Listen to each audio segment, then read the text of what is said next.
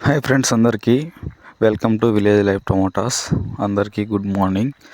ఈరోజు తారీఖు వచ్చేసి 21వ తారీఖు జనవరి నెల 2026 బుధవారము.